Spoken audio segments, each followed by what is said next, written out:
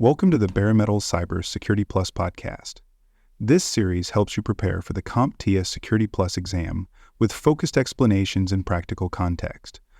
For a companion study guide, check out the Achieve CompTIA Security Plus 701 Exam Success by Dr. Jason Edwards.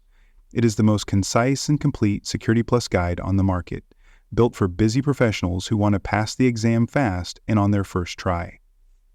You can find this book and others at cyberauthor.me. In this episode, we're beginning our two-part look at system hardening techniques. System hardening means strengthening your systems so that they are more resistant to attack.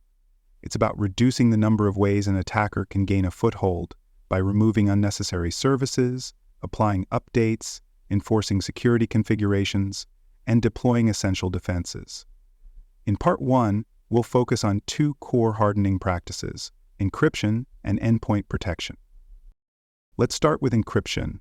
In the context of system hardening, encryption is used to protect data at multiple layers, on the disk, in memory, and during transmission. By applying encryption properly, you reduce the vulnerability surface and ensure that even if an attacker gains access to a system or intercepts traffic, they cannot make sense of the data. At the file system level, full disk encryption protects data at rest. This is especially important for laptops, mobile devices, and portable storage, which are more likely to be lost or stolen. If someone gains physical access to an encrypted device, they won't be able to read the contents without the encryption key. This protects everything from configuration files to personal documents without relying on the user to encrypt each item individually. At the file or folder level, encryption can be more targeted.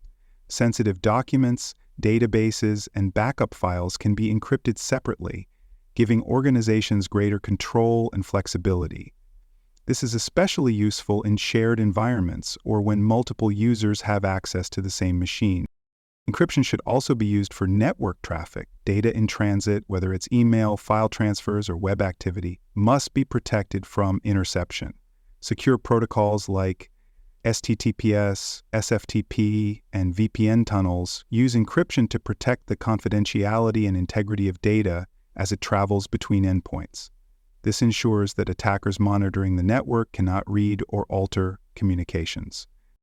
When encryption is deployed as part of system hardening, the result is a system that holds its data securely even if the outer layers are breached. Encryption adds resilience by ensuring that data remains protected under worst-case conditions. Now let's move on to the installation of endpoint protection. Endpoints like desktops, laptops, and mobile devices are frequent targets for attackers. Users interact with email, the web, and local applications, all of which are potential entry points for malware. Without protection at the endpoint level, a single phishing email or drive-by download could compromise the entire system. Traditional endpoint protection includes antivirus and anti-malware software. These tools use signature-based detection to identify known threats. While this remains a useful first layer, it is no longer enough. Modern attacks evolve too quickly for signatures alone to keep up. That's where Endpoint Detection and Response systems, or EDR platforms, come into play. EDR tools go beyond simple detection. They continuously monitor endpoint activity, analyze behaviors, and detect suspicious patterns in real time. When an EDR system sees a process launching outside of normal behavior or a user account executing unusual commands, it can isolate the machine, alert security teams, or even kill the malicious process automatically. EDR solutions also log events in detail, which helps investigators understand how an attack happened and what systems were affected. This data is critical during incident response and threat hunting, when time and visibility are both in short supply. A real-world example shows how effective endpoint protection can be. In one case, a user opened a malicious Excel attachment from a phishing email.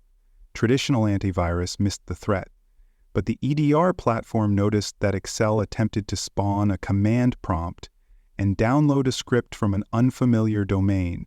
The system automatically flagged the activity, contained the endpoint, and notified administrators. The attack was stopped before it could install malware or spread laterally. Another benefit of EDR is its integration with broader security operations. Many platforms share data with SIM tools and support centralized management, allowing security teams to respond to incidents faster and apply policies consistently across all devices. To make endpoint protection effective, organizations must enforce consistent policies. All endpoints should be enrolled in the EDR platform, kept updated, and configured to respond automatically to certain threat behaviors. Users should be trained to report suspicious activity and understand the importance of not bypassing security prompts or installing unapproved software. As you prepare for the Security Plus exam, remember that system hardening is about reducing the risk of compromise by strengthening the defenses of every layer. Encryption protects data, whether it's at rest or in transit, and endpoint protection detects and stops threats where they often begin. You may be asked to evaluate a scenario where data is exfiltrated from an unencrypted system or where malware spreads because endpoint protection was disabled. Be ready to identify these gaps and recommend the proper hardening controls.